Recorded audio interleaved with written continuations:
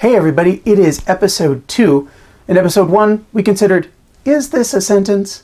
Today we're going to consider a different question, and the answer may surprise you, right after the theme song.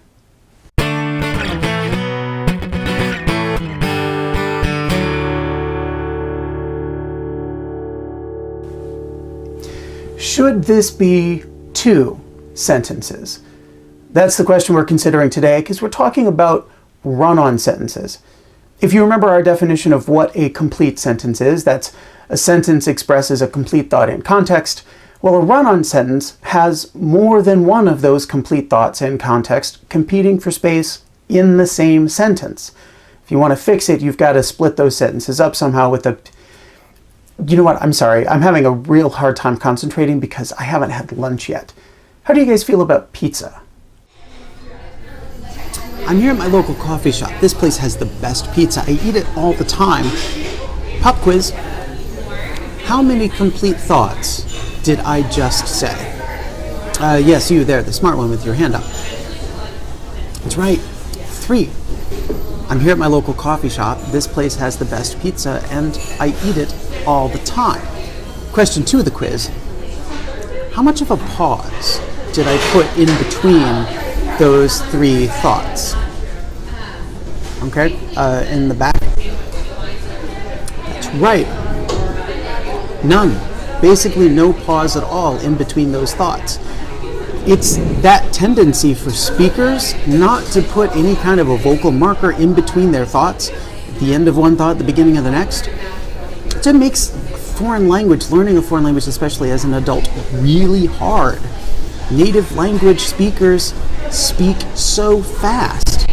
Celeste Headlee in her TED Talk, I'm going to link it below in the description.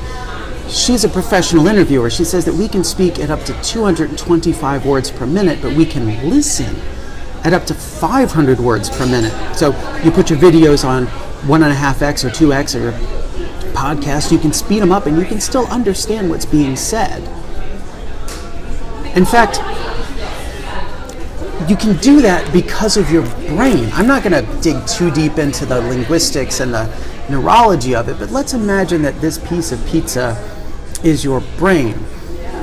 You have evolved specialized areas of the brain to speak language. There's part of your brain that, and look, brain damage is never funny, but it's really awesome. I'll put some links in the description to the kinds of things that you learn about brain damage, but you damage a part of a person's brain that deals with their speech gets weird. There's also parts of your brain that deal with the things that you hear. You can study people who have those parts damaged, and again, it gets really weird. But the point is that we evolved these structures in our brains. We are hardwired to talk fast and listen fast.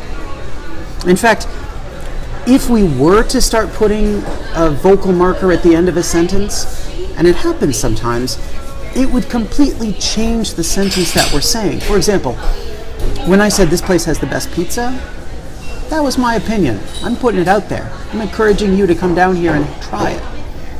But if I say, this place has the best pizza, period, I'm ready to go to war over whose pizza is the best.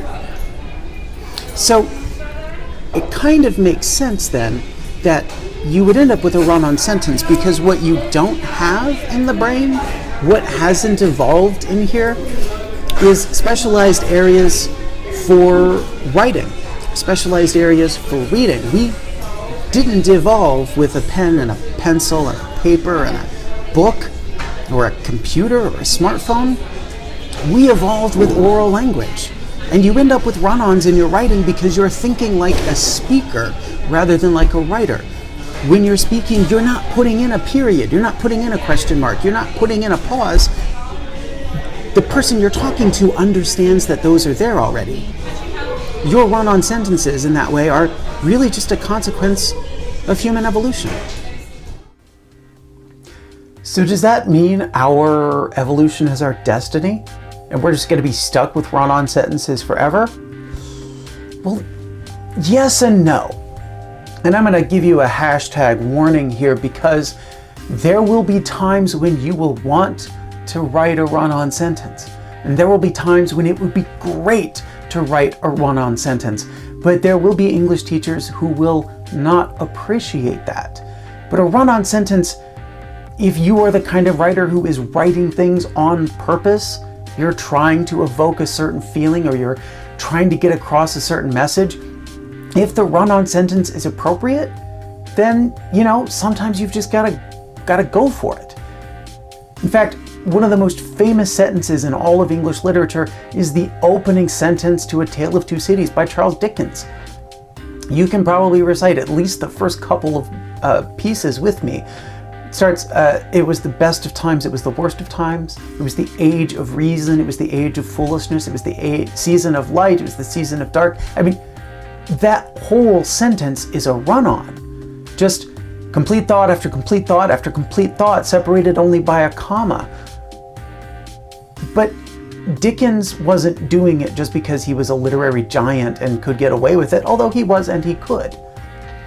Dickens was doing it because he wanted his readers to feel viscerally, inside their bodies, inside their heads, the paradox that was going to be at the center of the novel.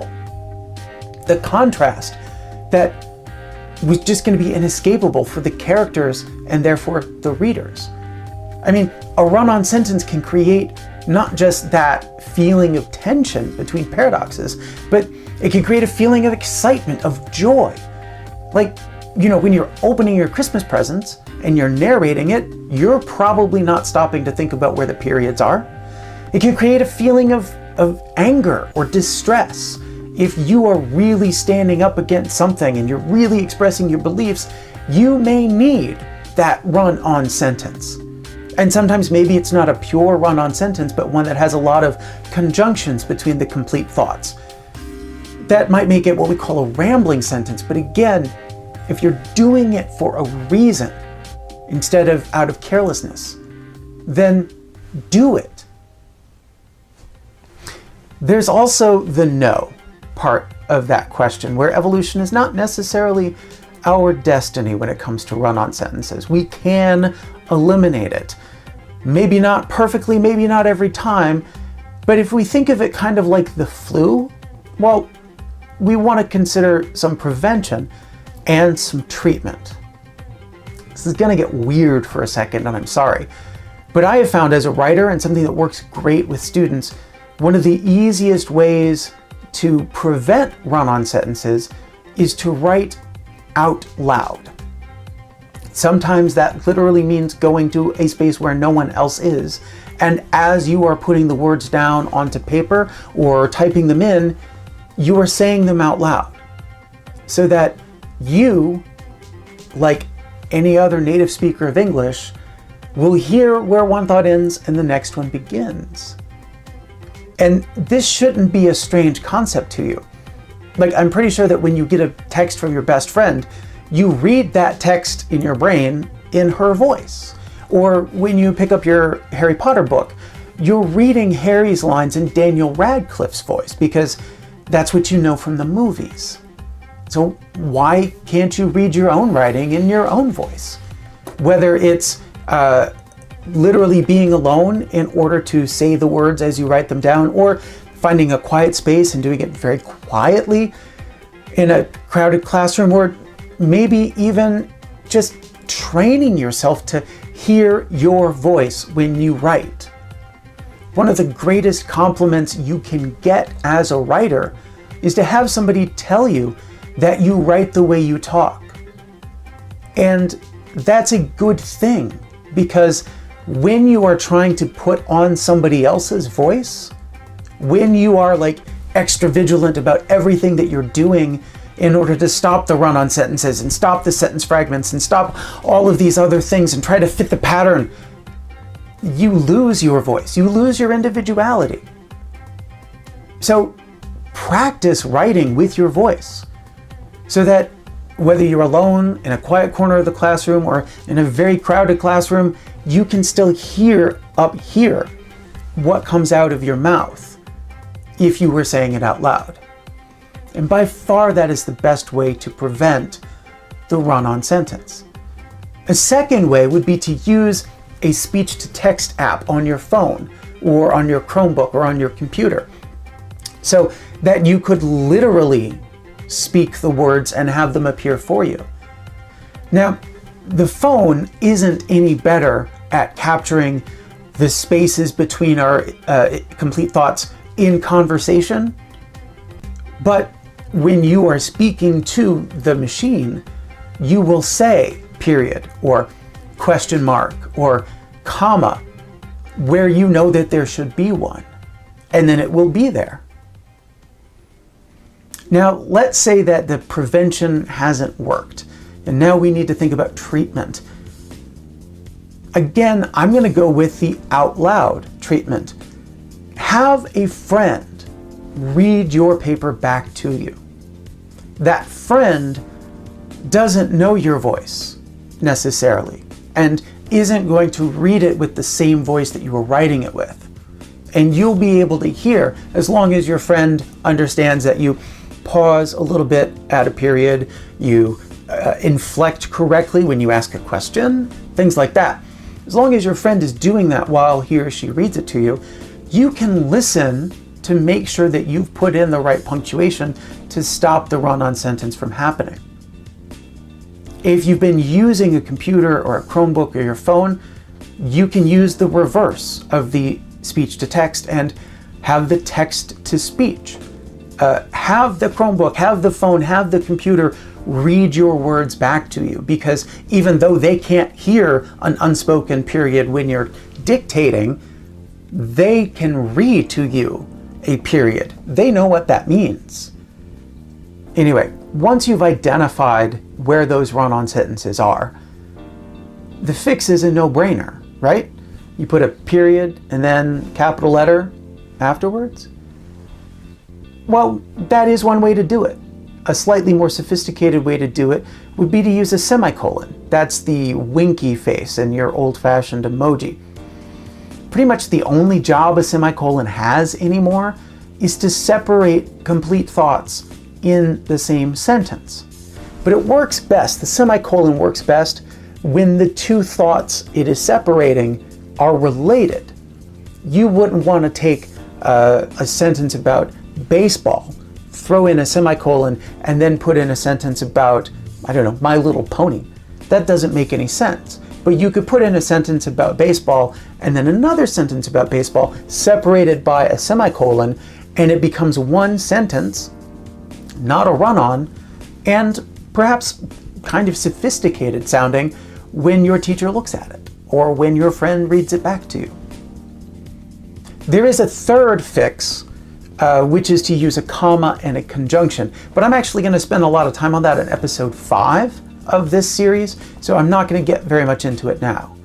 But I do hope that you've got a better understanding of the run-on, where two complete thoughts are trying to compete with each other for space in the same sentence. You've got some idea of how to prevent the run-on sentences from happening, and you've got some ideas for how to spot and fix those run-on sentences. And that's about it for episode 2.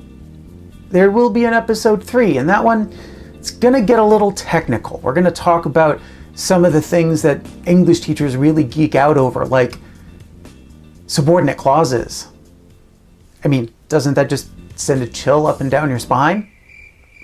It's just me? All right. Well, anyway, it won't be too bad, even if it will get a little technical in terms of the grammar. So I'll see you for the next one.